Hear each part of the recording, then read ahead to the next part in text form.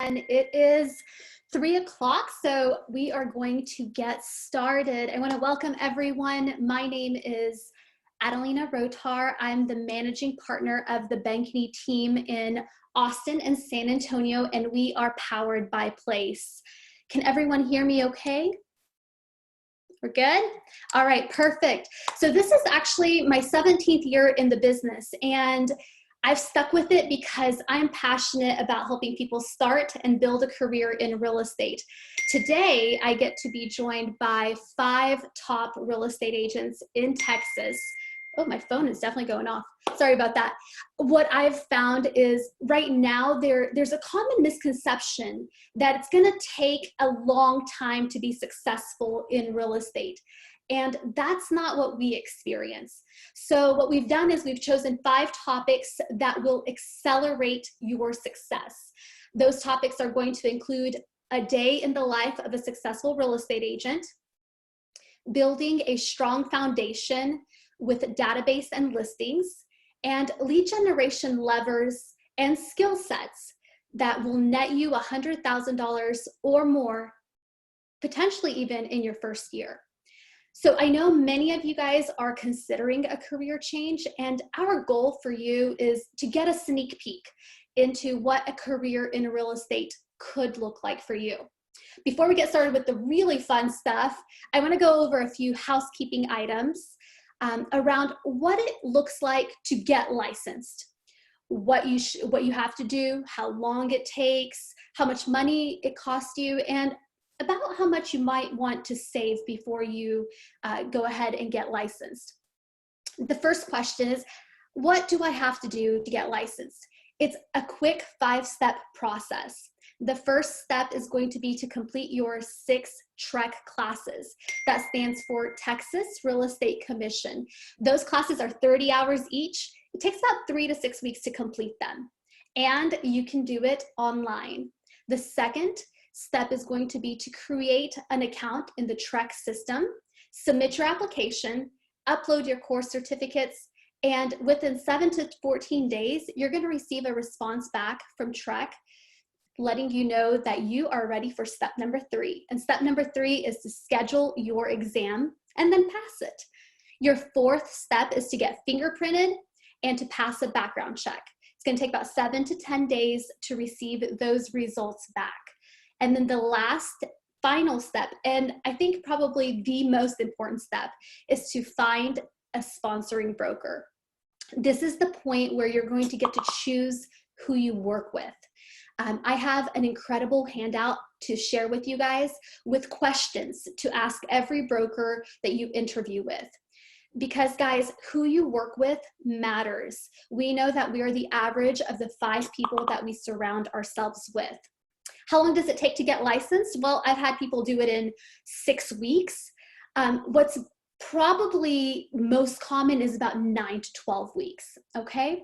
And then one of the questions we get a lot of is, how much does it cost to get into real estate? Like, what are your immediate expenses? Your immediate expenses are going to be about $2,000 to $3,000, depending on where you live. That's going to be broken down into 3 categories: your licensing courses, your licensing fees, and then your MLS fees. Now, your licensing courses used to be really expensive, but because Aceable Agent is giving us a deep discount, it's only going to be about $250, and you're going to get that coupon code from us. About $300 for your licensing fees, and another $1,500 plus for your MLS fees. Those fees are set by your local MLS. The last question I get a lot of is, how much money should I have saved?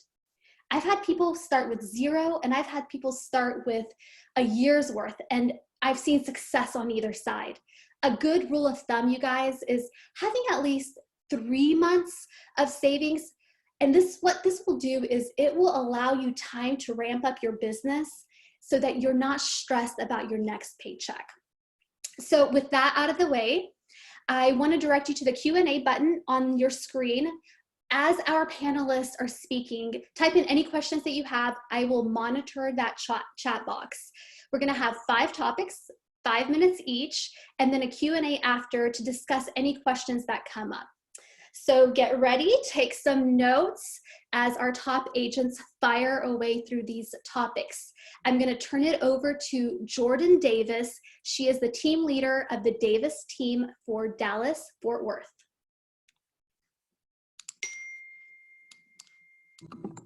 Thanks, Adelina. So as Adelina said, my name is Jordan Davis, and I'm in Dallas, Fort Worth. I love that she mentioned that it doesn't take a long time to get up and running in the business. Our team closed 187 homes last year. That was just 6 years in the business. So it's definitely something doable when you plug in with the right models and systems. One of the things that I'm going to talk to you about is systems. So one of the questions that I'm asked to cover is, what does a day in the life look like for a realtor? And here's the thing, there's a lot of things you can do. There's very few things you should do to be successful. The goal is to make sure that you're focusing on the most dollar productive per hour activities. We also know that our energy is at its highest in the morning. When we have a fresh day, we haven't seen a lot of issues come up yet. And so that's why we like to do what's called time blocking. And we time block lead generation. So filling our pipeline with new business, we time block that for the morning. That's really essential for what a day in the life of a realtor should look like. If you have the ability to be full-time and you can lead generate in the morning, get your most productive things out of the way. Now you've filled your pipeline that will pay you in 60 or 90 days. And so after that, then you want to go into, of course, any follow-ups or checking email or pushing things down the line that need to happen transactionally to help get your current pendings to the closing table. You also are going to then have some time for consultations. This can be with either buyers or sellers. For sellers, we call them listing presentations. For buyers, we call them buyer consultations. And what we're doing is taking them through and educating them on the process of buying and selling real estate and making them feel comfortable with us and signing and hiring us as their agent. After that, you'll follow up. You may have showings or showings with buyers, or you may have follow-ups with other agents who showed your property that you have listed for sale. Writing contracts, for example, let's say that you did have showings and a buyer decides to write an offer on a property, then you'll have time that you set aside for the contracts period. So again, there's a lot of things that you can do. In fact, there's a lot of ways to get distracted in real estate. The important thing is to have the systems and models that are things that you should do. And that's where time blocking really becomes important. Next thing we're going to do is hand it over to Brandon Ramirez. He's the team leader with Ben Kinney team in San Antonio. Thank you, Jordan. A lot of great info there. Highest and best use of time. I'm also taking notes, by the way, Jordan. Things you should do versus things you could do. And so what I'm going to be talking about today is one of the most important things for any business, but especially for real estate, and that's creating a strong foundation for your business through your database. And so when we say database, people call it data bank, pipeline, book of business. Gary Keller, the founder of Keller Williams, he puts it very simply. He said in his book, your business is your database. And so we're gonna talk about a few benefits today. And I do wanna make a quick distinction. We're gonna be talking about building your database and maintaining your database. And I'm gonna talk about the two and separate them out because as Jordan said, you wanna time block your highest and best use, but those are two different things. You build your database through lead generation, which we're gonna talk about today, but you maintain your database via follow-up. So considering how crucial your database will be in your business, we could jump right into that. First off, Adelina touched on how quickly you could get into business, especially with the right systems, models, and partnerships. And so building a database and putting your emphasis and habits on that first thing in the morning, it allows you to build a business quickly. Very simply, the more people you talk to, the more you have an opportunity to add to your database. And the more people you have in your database, the more opportunities you have to convert those people into clients and ultimately businesses to make money, closings or paychecks, right? Secondly, building and maintaining your database helps you run a predictable business. Now, if you know a realtor or you've talked to a realtor, asked them questions as you're getting into your real estate career yourself, they've probably said, I was really busy last month, not so much this month, but next month is going to be busy. I'm guilty of that myself. I lose track of what I should be doing and what I could be doing. So I've definitely taken that roller coaster myself. By staying consistent and adding as many people as possible per day, and then maintaining that database by following up with those people, you give yourself the opportunity to have a consistent and predictable business, because you know who needs you this month, who needs you next month, who's going to need you in 6 months, right? Finally, by building a strong foundation with your database, you have the opportunity to develop a business that's sustainable, right? Most people that I know who are getting into the business, they want to have a business now, 5 years from now, 10 years from now, something that's going to last, right? Not only for your business, but for your family and your legacy and your partnerships. Every person you speak with is going to have a different timeline, right? I kind of touched on it already, but not everybody's going to be right now business, and that's why the follow-up is so important.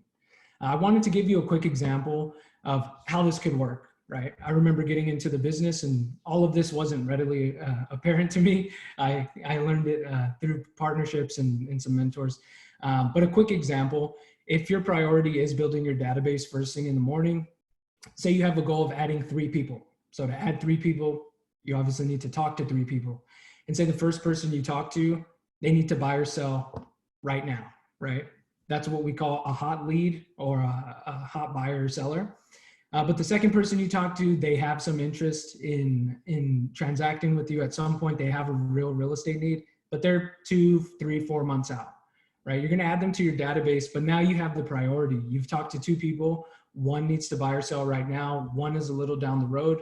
And say that third person, 6 months to a year out. I know up front that sounds like a long time, but I know we have people on our team who are closing buyers and sellers who they talked to 4 years ago, right? And so the next question when we have this discussion is usually, okay, 3 people a day, using your example, that's over 700 people a year. I can't remember that many people. And so what we know on our team is that the right systems and models make the ordinary extraordinary, right? Everybody can pick up the phone. Everybody can reach out to their family. Everybody could door knock and do open houses. However, the people who consistently win are the ones that have the good systems in place to do follow-up and to be in front of the person when they need you to be in front of them. So that's called a CRM, a customer relationship management software. We use it on our team to remind us what we need to be sending the people we've talked to in our database, when we need to be sending it to them, and to remind ourselves to do that. And so we set up tasks to do it in there, send them properties, send them market reports and things like that. But it makes it very easy to be bold up front and to go talk to as many people as possible. Get yourself out there, be uncomfortable, and just to remember that real estate's a contact sport. And Gary Keller also says in his book, without leads, you have no sales, right? And at the end of the day, that's the business that you're in. It's sales. Your job, however, is to build your database. And so if you could really build the habit around adding new people in the morning and following up with who you need to follow up with in the afternoon, you're going to be well on your way to a strong foundation and a successful career in real estate.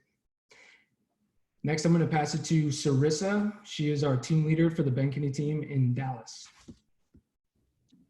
Hi guys, thanks so much for having me today. I love getting to see all these top performers share their wisdom, so thank you. Okay, so I get to talk about listings today, and what I love about listings, Gary Keller actually calls them the gift of the real estate gods in his book, The Millionaire Real Estate Agent, which we also call the Red Book or the Real Estate Bible. So what is really neat about listings, so if you take listings versus working with buyers, potentially those could each, if it's, let's just say a $300,000 listing versus a $300,000 buyer, you could potentially make the same amount of money, right, for selling a listing versus selling with a buyer. However, what we know is that you can carry a lot more listings and sell a lot more listings than you can working with buyers. Why is that? The reason that is because a buyer takes substantially more time than it does to work on a listing. So you could, even from the beginning of your career, potentially double or triple your income by having a heavy listing business. Now, by having a heavy listing business, you'll also build a stronger, more solid foundation and just a bigger business in general.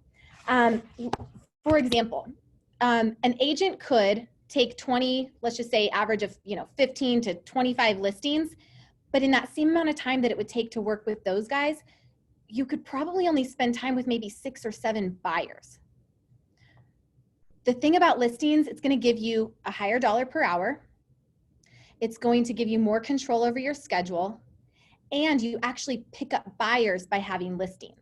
So I'm going to dive into those just a tiny bit. The reason I say it's a higher dollar per hour is because if you potentially sell 20 listings versus working with 6 buyers, obviously if you're going to make substantially more money with those listings for the same amount of hours that you've put into those clients, right? Secondly, we know that you have more control over your schedule. Can you guys guess when somebody might want to go look at a house if they're a buyer? They want to go nights and weekends most of the time, right? They want to go when you want to be watching your favorite show or sitting at dinner with your family or on the weekends. And so you're going to be at their beck and call when they're off of work. You're also going to be driving around, spending your gas money, stressing out in traffic, right? So you do have a lot more control over your schedule with listings. Yes, you might need to go on listing appointments after they're off of work or on the weekends, but once again, those are scheduled in advance according to the mutual schedule versus somebody going, oh my gosh, the house just, hit the market today. We want to go see it now. And you're like, So I love listings. Lastly, you should obviously obtain additional business by going and capturing listings. And what I mean by that is what goes in the yard when you get a listing? A sign with your info on it. So you get to have people calling you saying, hey, I'm a buyer, I'm interested in your property, and pick up leads off of your listings. It's advertising, right? Then you also get, to have open houses, which means you are now standing at your beautiful listing and allowing people to come to you and picking up buyers that way. You also can get online inquiries, post your properties on social media, call and tell people, hey, we just listed a house on 123 Main Street. So there's multiple streams of generating leads off of listings versus with buyers, you don't actually have all of the marketing opportunities that you have with listings. There's also ways as you grow your listing business to be able to leverage off key components, such as having someone write your contracts, having someone schedule and set your appointments for you. And so once again, these are many, many reasons why you can have a much bigger business when you're heavy listing based. Lastly, where do we get listings, right? And somebody had mentioned a listing is a home that an owner would like to sell, right? So those are working with sellers versus working with buyers. So once again, where do we get listings? You can call on expired properties. Those are properties that maybe didn't sell the first time. And when you work with, an amazing company or an amazing team, they're going to give you the scripts and tell you exactly what to say to go out and obtain that business and get appointments with expired listings for sale by owners. You can go door knock and we can tell you exactly what to say to get in front of those potential future listings. You can work a farm, which is like a geographical neighborhood where maybe you're known as the market expert. Social media has opportunities to go get listings, different community apps like Nextdoor or Facebook, your sphere of influence.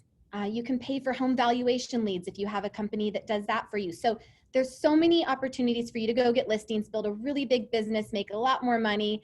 And I personally think it's a lot of fun. So I'm going to turn it over to Maria Galizia. She is our top producing agent on the Ben Kinney team in Austin. Y'all, she makes a lot of money. So you got to listen to what she's saying. And she's actually going to be talking about something I think about making 6 figures. Maria, take it over, girl. That's right. Yeah, I will be talking a little bit more about lead gen levers and some of those Sarissa spoke on. I'm going to be diving a little more into all of those lead gen levers and specifics of each one. So one of the biggest challenges in real estate is finding business. And the best way to get the most business and allow you to obtain an income of at least $100,000 is to have many lead gen levers or sources of business. It's kind of like investing. One of the fundamentals of investing in finance is diversification. And if you have just one investment, let's say you put all your money into one stock and that one doesn't pan out, you're not going to have a solid portfolio. And on the other hand, if you spread out that risk among several different things and have a diverse portfolio, then if one crashes, you can still have a steady income and you're not going to plummet in your net worth. So that's just like real estate. When we start out, there can be an overwhelming amount of lead generation levers or sources of business. And the best practice I can say would be to become consistent in each one. And as uncomfortable as or comfortable as that may be, you will eventually build your database through all of these different sources of business. And for example, if one fails, like when COVID hit and we could no longer do open houses the way we normally would, or go door knocking and do as many face-to-face transactions, you have several other sources of business and you can stay consistent in your income. So eventually, many of us find that we may come up with 3 to 5 sources of business that we really enjoy or that we're really good at. And those can become our focus after we've built a large enough database. So I'm going to go over the most common sources and define them, go a little bit into how to take advantage of each one, and just tell you a little more about each lead generation lever. So these first 3 are the best way to get right now business. We call them hot leads. So the first one would be your sphere of influence. And so this basically encompasses friends, family, old coworkers, your friends' parents, spouses' friends, church members. You guys get the idea. Basically anyone you know and can get contact information from. So this is actually typically the first source that many new agents get into because they already trust you. So that's a great asset to have when you're newer in the business and still learning. So eventually your sphere can become, it can grow bigger and bigger, become referrals, people you meet, past clients, basically anyone that grows out of your current sources of business. The second one that I would say for getting right now business is open houses. And this is where you set a time to sit at a listing for a given amount of time, usually 2 to 3 hours on a Saturday or Sunday. It's advertised on major websites like Zillow, and people come in to see the listing. And really the goal first, of course, is to advertise the listing, find a buyer for that one. But 9 times out of 10, that listing, it may not be the best fit for that person. And if they're unrepresented, you can take them on as your client and add them to your database. It's also a great way to, when you're starting out, learn about different neighborhoods, spend some time running numbers on sales in the area and get to know the neighborhood, become the neighborhood expert. The last one for right now business is internet leads. And that's actually a great resource to being on a team.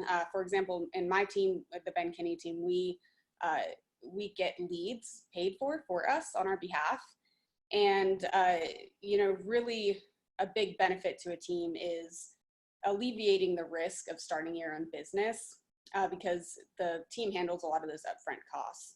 If you're just starting out, you don't have a steady stream of income, you may not necessarily have a lot of extra money to go out and buy those leads on your own dollar. So basically the internet leads, they come in, they log into a website, and we call them and follow up to inquire on the property that they're interested in. So it's a little more of a warm call. So these next 2 lead gen levers I'll go over are ones that will help you build a better long-term pipeline, which is equally, if not more important than the right now business. We live in a world where we want that instant gratification. And of course that's important for your paycheck and you're getting your income as quickly as possible. But if you want to grow a big, have a solid foundation, just like a couple of the other team members have mentioned, this is the best way. These couple of sources I'll mention are the best way to do that. So phone prospecting, that encompasses a wide range of things that Sarissa just mentioned, like expireds, a couple other items I'll get into. But really, so phone prospecting, that's more of the cold call. And that's when you go through a pre-populated list of certain categories, and the goal is to ask for business in some way. And so this umbrella list can include expired and withdrawn listings, people who were once on the market at one time and didn't sell for whatever reason. You can call them and inquire why they didn't why they didn't sell, if they would like to relist with you. The other thing is circle prospecting. Sarissa mentioned it as farming. That's when you go through and call a neighborhood, tell them about a new listing, tell them about maybe a associate's listing on your team, and ask what their general real estate plans are. Another one is for sale by owners. That's someone who is trying to attempt to sell their home on their own, and you can provide resources to them or ask them when they're ready to list with an agent. A couple others are like non-owner occupants. So people who own a home and maybe renting it out, or it might be sitting vacant. That's a good one to tap into, especially in a market like this where things are changing a little bit. They may want to liquidate their assets, and you can inquire to see if you can help them. The next one that I would categorize is one that is good for building your pipeline and having a solid long-term business would be door knocking. And that actually encompasses all the ones I just mentioned for phone prospecting. However, you're actually knocking on doors and doing that in person. Some people feel more comfortable face-to-face, and that's a good way to get in front of people. So this last one is one of my personal favorites, sign calls. Again, one that Sarissa mentioned, and it's almost just like a free lead because you're allowing a listing to provide you leverage and leverage your time, where one person may call you, they're a great lead looking for a property. It may have taken you hours on the phone to get that quality of a lead. And so basically sign calls. So those are about, I think I went over 6. I would say personally, I've gotten 95% of my business from those 6 sources. And that's led to this past year, 2019, over $200,000 in net income to me. And so because I built a solid foundation with a lot of these different lead gen levers and not just focused on one, I was able to build that up and also attain a work-life balance through leveraging listings and also having a steady stream of buyers. So overall, if I could give one piece of advice, it would be that getting comfortable with all of these lead gen levers, and whether it's through scripts, through mentorship, having a team to help you, that's the best way to get the most business quickly.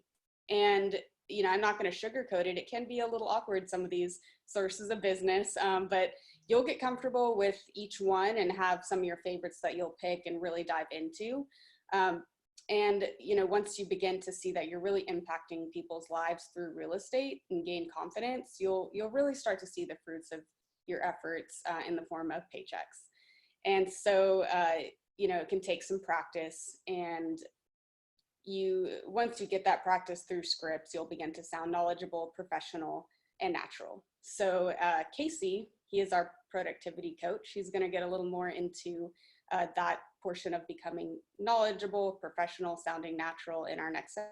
So I'll let you take it from here, Casey. Awesome. Thanks, Maria. And like she said, I am a productivity coach. You may be wondering what that means. I train and coach new and developing agents into becoming 6-figure plus earners like Maria. And so today I'm going to talk about the skill set and how many agents become top producers, usually in their first calendar year when they work through these sort of things. Now, to be successful in real estate, there's actually like multiple skill sets that we have to have. We got to be salespeople, consultants, negotiators, counselors. Sometimes we're mediators. We wear a lot of hats, and sometimes we got to wear a couple at a time. But you get used to it, and you know, as you develop your skill, that'll get a lot easier. Now, over the years, we've sold a lot of real estate. We worked with a lot of top producers, and in that time, we've seen a few ways that real estate rock stars are different from the average agent. So I want to give you a little bit of insight there. Now, rock stars, they focus on self-development. They work on honing their skills, and they serve by going the extra mile. And they're actually incredibly dedicated to creating the best result for everyone. So not just themselves, not just the client, but everyone who's involved. And you also see them put the needs of their client before their own. Now, to demonstrate this, I want to bring you a quote from one of my heroes, Zig Ziglar. He said, "You can get everything in life that you want if you will just help enough other people get what they want." Now, I think that's awesome, and that's the attitude of a rockstar agent. So I'm going to bring a perspective that is based on John Maxwell's principle of 2-degree changes. I don't believe in like sweeping changes. You don't have to become a different person. But if you just implement some small changes, that can result in twice your business, twice the fulfillment, and really have a big impact. So let's dive into these. And if you're taking notes, I'd write these down because these have been really instrumental in my life as an agent and as a coach. So I think there's 2 main areas of opportunity where you can develop these differences. One is in your quality of communication. And that's kind of, there's 2 ways that can apply. And then also your level of professionalism. So in quality of communication, the first one is scripts and mastery. Anyone who's on our Austin team knows that I'm passionate about this, but I just want to define that a little bit for you. What's a script? I know you're probably thinking Hollywood. That's not what I mean. This is a tool that we use, and it just helps us say the right thing at the right time. Usually it's a transcript from a really successful agent, and they're willing to share what works for them. And chances are if it works for them, it's going to work for you, right? This isn't rocket science. So the main way that we use our scripts and sales mastery is through generating leads, like Maria was saying. This is a sales business, and that's how you fill up your database. And that's super, super key. You've heard that a bunch of times already this afternoon. Also, our listing presentation mastery. The listing presentation is what you're going to use when you walk into someone's living room and you're trying to get that listing. You're trying to get all those benefits that Sarissa was talking about. You got to know what to say in order for them to list with you, right? That's what we call it when they sign an agreement to allow you to sell their house. Now, the third way is really crucial, and this is negotiation. And so, you know, the key is when you help your clients achieve their goals, then you're going to get deals to the closing table. And that's really important to be able to hold these things together and make sure you can create a win-win for everybody. There's a book called Never Split the Difference. It's by Chris Voss. If you haven't read that book, read it. It's awesome. I make all of our agents read it. They're sick of me talking about it, but they are not sick of winning in negotiation. So write that down, Chris Voss, and you can even search him on YouTube. There's some really good stuff. So that is sales. There's also client care and support. So when we're working with clients, we have to increase the quality of our communication. So that starts with setting expectations, right? We need to be very proactive in our guidance, not reactive. Start on the right foot. Get out in front of any issues that could arise for your client, right? Now, once you've done that and set the expectations, you got to deliver on them, or ideally exceed those expectations, right?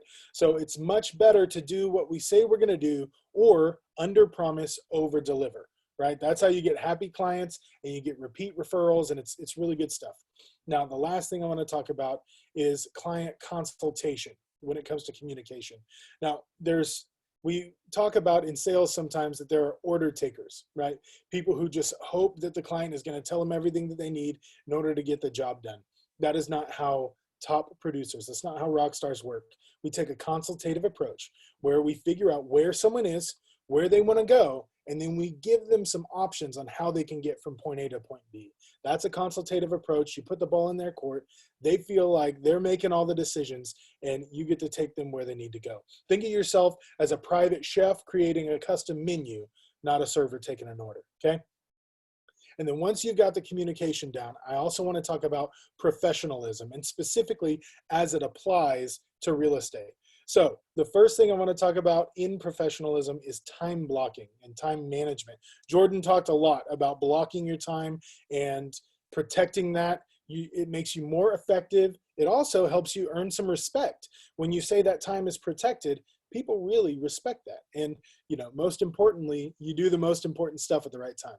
And that's really good. You also need to present yourself to inspire trust when we're talking about professionalism, right? You got to have the look. You got to be on time. You have to communicate with confidence. And that's how you inspire trust in your clients, right? They want to trust you. So, you know, give them the reason to trust you.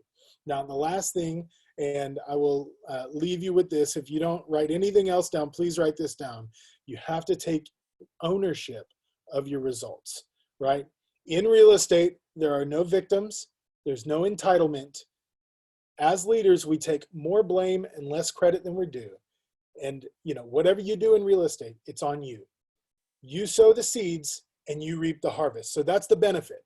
At the end of all of this, when you sow the seed, you reap the harvest. So anyway, guys, that's my time. I have a list of books and development ideas that I could share with anyone who's interested. Find me on Facebook, Casey Carlson, or reach out somehow. And I'd love to get you a little bit more info. For now, I'm going to pitch it back to Adelina, who you'll remember is the managing partner with the Ben Kinney team in Austin and San Antonio. Awesome. That was great. I definitely see some questions that had come through around listings and maybe different services that we offer, or that you as a real estate agent would be offering that would be of value. Something that Sarissa touched on was working with listings, right? And there were some questions on what's a listing? In real estate, you have different ways you can work with clients, right? You have tenants, you have landlords, you have buyers, and you have sellers. And as you're going up that ladder, your dollar per hour changes, right? So yes, you could work with 100 renters a year. Your license will allow you to do that, but your dollar per hour will be much less. Versus what Sarissa said, your dollar per hour working with a seller, someone who needs to sell their house, is going to be the highest dollar per hour of anything in real estate. So I loved that question. Love that question. I'm curious, go ahead and keep adding any questions that you have. I want to start off kind of our Q&A really quick with, I want all of you, Casey, Brandon, Sarissa, Maria, Jordan, think about your first 3 sales. Where did that business actually come from? Because everyone on our call today is starting a real estate career or considering starting their real estate career. And it's so much fun to see top producers like yourselves that just a few years ago got into real estate. What did that look like for you? What were your first sources of business? Inspire us and just tell us the truth. So I'll kick it off from that question. My very first transaction was my database. It was a friend that I went to college with. And they were the very first listing that I had. Also, another friend that I went to college with was the very first buyer that I had. And then from those, I worked open houses on that listing and generated another buyer from that transaction. So that's a very natural flow. I came on as an individual agent, and so I didn't really have listings in my name. And until I did, I couldn't work open houses. So once I did, I started working those open houses and generating buyers from there. But that's where a predominant amount of my business came from my first year of real estate. Also, it's free, which was a big, a big plus to me. Right on. I started my career on the team that I'm still partnered with today. So my first buyer lead that I ever got, Adelina, was actually a buyer lead from the team. It was a paid internet lead. My first listing was a for sale by owner that I door knocked in my neighborhood. I would just drive around in the afternoon if I didn't have any appointments and door knock FSBOs and expired listings. And by the way, an expired listing is a listing that was already on the market previously and didn't sell. So when we say expired, that's kind of what we're talking about. And then my third client ended up giving me 5 listings. It was a friend of mine who was an investor who needed to liquidate all of his properties and move to a different city. Something on that though, that was pretty lucky. However, you get luckier the more opportunities and real estate conversations you have. So he was added to my database. I followed up with him a few times and he expressed a need, and that was my third piece of business that ended up being 3 through 8 essentially. I'll go next. My first piece of business was from my sphere, my sister. And then the next 2 came from the help of the team. I'm also on the same team that I started with. And that was an internet lead and an agent referral that Adelina provided, because she has a lot of resources. And that's one thing that another benefit of working on the team is having a lot of resources and a little bit more power to your brand. So you're able to leverage those resources basically. And going off what Brandon said, being lucky, whether it's luck or hard work, there's no such thing as luck. It really is a lot that comes from hard work. And one of my best sources of business actually came from a sign call from a listing that never hit the market. So you really, in this business, you never know where your business is going to come from. And that's why I put so much emphasis on looking at every single source. And because there's a lot of ups and downs in this business. That's a pro and a con, because you can control your income, but there's also just ups and downs that those several different sources of business can come from. And you never know what one thing will lead to, what one relationship, what one phone call, what one friend will lead to when it comes to growing your business. Maria, Samuel Goldwyn says, the harder I work, the luckier I get. Yeah, right. That's a good quote. The first 3 transactions of mine were all sphere of influence. I didn't join a brokerage that had good training or helped equip me to go out and know other ways to get business. I also wasn't on a team where, we worked leads that were team leads. I had no scripts. Like, I look back and I'm like, oh my goodness, I've been doing this 13 years now. And it is amazing to see. I'm like, man, if I only had this, and this back in the day. So anyways, sphere of influence. I think about it this way. People want to work with those that they know, like, and trust. And people knew me, liked me, and trust me from other industries and just from how I show up to the world. And so they trusted me with their real estate business. And I look back and I'm so grateful. So. Yeah, when I look at my first 3 sales, the first was fear. And I think that happens for a lot of us. And then the next 2 were actually expired listings that I had called on, and they had expired a while back. And so it really came down to just getting a list of those numbers and being able to call them, and just tenacity, right? And like a dog after a bone, trying to go get some business. When we first started, I just wanted to jump all over that, and ended up connecting with a couple of people that I'm still in touch with and have gotten multiple referrals from. And it's pretty cool how when your first, 2 of your first 3 sales are listings, it turns into a lot more business. So it's really good stuff. I love that. Thank you for sharing all of that, you guys. And we've gotten the question of, what are the splits and what is it commission only? So I want to just dive into that just slightly. It is real estate. Being a real estate agent is commission, right? It is what allows us to have no cap on income. What I found is when I got licensed, I was 18 years old. Ever since I was 19, I have not ever made less than 6 figures, right? But what I put into it is absolutely what I get out of it, right? It is commission only. As far as splits, that's going to be different for every brokerage and every team. It's going to be going back to the value proposition that they offer, right? It's just like a listing agent going on a listing appointment, working with the seller. What someone charges is absolutely dependent on what they're offering, right? It's kind of like when we go out to eat at McDonald's, or we're going out to eat at a nice steakhouse. Like, your experience is going to be different, and then you decide which experience you want for your business. Let me see. You go ahead and keep adding any questions you have. I do want to, before we end, I want to get everyone that's on this call, because you guys are people I respect. I would love if you could share with our group in 2 or 3 sentences, what advice would you give to a new agent, someone who's coming into the industry, and maybe they're potentially a little concerned, like, is this a good time to get into the industry?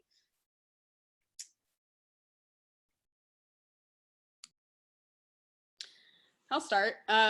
So I would say, as far as a piece of advice, when you're starting out in the business, I would say add everyone to your database. Like I mentioned initially about your sphere, your friends, your parents' friends, anyone you meet. I think Brandon got a piece of business from a random person at a grocery store. Like, you can find business anywhere. So adding everyone to your database, it's going to give you the biggest amount of people to pull from, and eventually sell the most houses.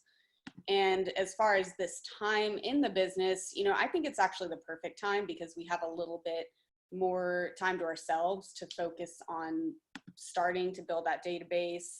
We have more time on our hands instead of driving to and from places. It just gives us more time to focus on starting to make those calls, maybe read some books as you're getting licensed, really focus on building your skill and your professionalism, and just really focus on yourself is all I can say. What else? I think I had one more. So focus on adding people to your database. Keep your schedule. That would be another one. As an agent, we have control of our own schedules. And so that can be negative and positive. We have a lot of flexibility and control over our schedules. So time blocking and making sure that you're getting up in the morning at the same time, really keeping your schedule consistent so that your business can stay consistent. If I were getting into the business again and starting all over, I would say your sphere, people you come in contact with daily. So while I'm working on my license, if I don't have a strong sphere, I would go get a sphere. Meaning, if you don't belong to a church, go start going to church, join a small group, find a way to meet people. If you love baseball, go join a baseball team. Obviously, with social distancing and everything, it makes it a little more complicated yet. If you love origami, go find origami people on Facebook and start connecting and interacting with them in a local place that does it. So there's so much digitally that we can connect in and start connecting with people. 1 in 7 people will move this year. We know that people move every 7 years, so that means 1 in 7 will move this year. And if I want to close 30 transactions, I need, 30 times 7, 210 people in my database. And that's not including if they refer me their friends and family. So I need that many close family and friends to ensure that I hit my goal. That would be my advice for that. As far as this time, I think what we're having right now, although the market is still really good, if you have a database and a pipeline, you've been in business for a while, or you're with a team that can help supplement and support some things. I think right now what's going on is everything's bottlenecking with coronavirus, and that's going to bust through. If it were me, I think that's a great time to get in the market when a lot of the people that were thinking about getting out are already just going to go ahead and get out because they're living through this coronavirus. And maybe you're just starting your licensing information. And so it's probably going to be 4 months until you're on board. By then, you're going to know so much more than anyone else, and it should be bottlenecked. And I think the number of transactions are going to double by the time that we are completely released and it's safe to get out and all of that. So I still think it's a great time. I always think it's a great time. Plus interest rates are 3.25%, which is fantastic. So that means that for every 1% they're lower, a buyer can afford 10% more from a payment standpoint. Well, you're never going to get a seller that will give you 10% off, but on your loan and on your payment, you can get 10% off. So it's still a great time, and we're still seeing a hot market, especially in Texas. I'd say, when I look back and people were going, Sarissa, how are you so successful? And I'm like, well, I treat this like a business. And I woke up every day, kind of like Maria said, and I treated it like a business. And I showed up and they were like, well, what are you doing? And I'm like, well, it's 11 a.m. You're still in your PJs. You've been at the pool for 3 days. I've saw you on social media, and I'm actually working. So if you want to have an income, you have to treat it like a business. And then the second piece of advice, when I look back and I'm like, I didn't have a ton of money in the beginning to go out and spend a lot of money on my sphere of influence or anything. And I always wrote thank you notes when people sent me a referral. I always wrote a thank you note and put a little $1 scratch card or a $5 Starbucks card. And I just stuck it in the mail. And my intention was to reward the behavior, not the result. I wanted to reward the person's behavior of thinking of me, knowing that when I sent them a little note that they were going to do it again. And so that was just something really cheap and inexpensive my first year that helped me to grow a business and got my sphere of influence rallying for me. So, and yeah, there's never a bad time to get into real estate. I wish I would have done it sooner. I spent 6.5 years in pharmaceutical sales in corporate America, making good money, but it was golden handcuffs. I should have bet on myself way sooner. A few pieces of advice to myself if I would be restarting my career today. One would be to continue to align yourself with people who have the same intentions as you do. There's people in our industry, you know, the National Association of Realtors, the average person with 10 years experience sells about 10 to 12 houses a year, right? Now, the majority of agents on our teams, and we're grateful and humbled for this, sell a lot more than that. But I think it's because, and I would say I know it's because of the culture and the surrounding of people that we're spending our days with while we're building our businesses together. And another thing would be what most of you or all of you participants on this Zoom call are doing is betting on yourself and getting some education on something you might only know a little or maybe even a lot about. You could always get new perspectives and new education from everybody, essentially. And I remember spending my first year not caring whether I had any closings whatsoever. I was in a new city, new environment, new people surrounding me. I just wanted to learn. And by approaching it that way and just trusting my business, in essence, to people who have done it before me and been very successful, they kind of led me down the right path. The culture made a big difference, but just taking a bet on yourself on learning and putting yourself out there, being bold and trying new things. Because for most people, real estate is a new thing, whether you bought a house or not. Running a business is very serious. Like Sarissa said, you want to put your time into treating it like a business. Maria alluded to how dangerous it could be to control your own schedule. But so getting around people who are also building businesses, people who will say no to the wrong things and say yes to the things that are going to provide for themselves and their families, and just really being all in on whatever your goals are. That's good. As far as advice to a new agent, that's what I do as a productivity coach, right? So what I always focus on is learning, being learning based, right? And so learn everything you can from books. Get a mentor, find someone who has a life like what you want, and just bug them. Take them to coffee, take them to lunch, figure out what they have done. Get a coach, figure out, find someone that you're willing to tell you what to do and let them tell you what to do. And then find some peers, someone around you that is aligned with your goals, someone similar to you, like what Brandon was saying, and let them hold you accountable and be accountable, lean into that. And as you build your reading list of books and you get your list of mentors in person and personalities and people you follow on social media, as you get your coach and people start to, send you in the right direction, I would say lean into scripts and figure out the right thing to say. That will accelerate you faster than anything else, in my opinion.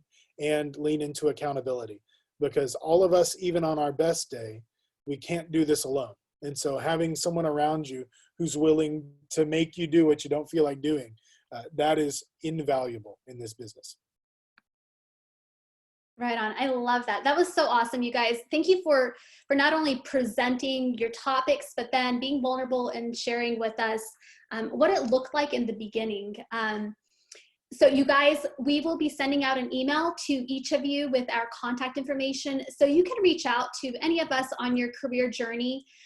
Like Casey and all the panelists said, creating your professional tribe is such an important part of success. It's been a part of my professional success and all of our professional success. And the opportunity to chart your own path, to remove the cap on your income, to build that limitless life, that's what's incredible about real estate. It's why most of us got into the business and why most of us stay. I want to remind you that Aceable Agent is providing everyone on this webinar a generous 50% off real estate classes and continuing education. Aceable has the highest passing rate of the real estate schools in Texas. So we're really excited to be partnered with them, and we're grateful for what they are providing for our people. And as you make your career decisions, we want to arm you with tools to be successful. As promised, we are going to send out a list of questions to ask brokers when you're interviewing with them, a breakdown in cost to get into real estate, other tools to help you succeed, like ideas on how to build your database. I noticed someone asked about that. Examples of a CRM software so you can see what it looks like, and just different things for you to be successful in real estate. I want to leave you with this. Opportunities in the real estate industry, they are ideal right now. The market has not changed that. What we're experiencing in our organization across all of our Powered by Place teams is this. Unlimited income potential, with many of our agents netting 6 figures. There's a difference between what you earn, your revenue, and what you net, what goes into your bank account. The net is the most important number that you can focus on. Coaching and training with some of the top agents and business owners in the nation, this is what we do all the time. So we'd love for you to be part of that. Financial planning, consultations, and training, we're known for that. We have a class starting that you might be interested in that will send you information on building wealth. Retirement planning and access to retirement tools is something that our Powered by Place teams offer. Being able to hire an assistant once you have enough sales so that your dollar per hour is maximized. Investment opportunities in our mortgage company, title company, and our brokerages. The opportunity to be a paid trainer or a paid coach in our company. And then we're working on a couple fun things I just want to plant in your brain a little bit for the future. We're working on revenue share plans for our agents who qualify. We're working on health insurance plans for our agents who qualify, and then on some stock options for our agents who qualify. So we're definitely an innovative network, and we're really, really grateful that you are looking at this as an opportunity to grow yourself and your life to limitless opportunities. I'm going to go through and see if there's any other questions on here. I'm getting lots of questions on what you have to do. We're going to reach out to each of you guys. If there's any other questions. No, I feel like I got all of them. You guys, the future is so bright. I want to thank you for joining us today. Feel free to reach out to any of us. You won't find more helpful people on the planet. We're here for you, and we're excited for you. We'll see you guys soon. Bye-bye.